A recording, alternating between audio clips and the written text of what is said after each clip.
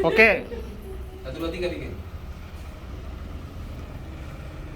Baik, selamat malam semuanya. Pada saat malam hari ini, sesuai dengan agenda kita, rapat konsolidasi Pemuda Batak Bersatu, DPC, PAC, Ranting se-Jakarta Utara.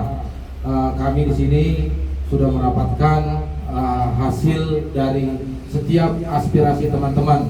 Demikian juga harapan kami, kita semua, seluruh Pemuda Batak Bersatu di Jakarta Utara, dari PAC Cilincing, PAC Koja, PAC Kelapa Gading, PAC Tanjung Priok, PAC Pedemangan, dan PAC Penjaringan, dan seluruh ranting dari Cilincing sampai ke Penjaringan.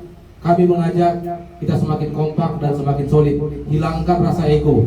Untuk itu saya secara pribadi mohon maaf keterbatasan saya, kekurangan saya selama ini. Mari kita rajut kembali komunikasi kita yang intens, sehingga kita menjadi Pemuda Batak Bersatu sesuai dengan falsafah kita, satu rasa satu jiwa.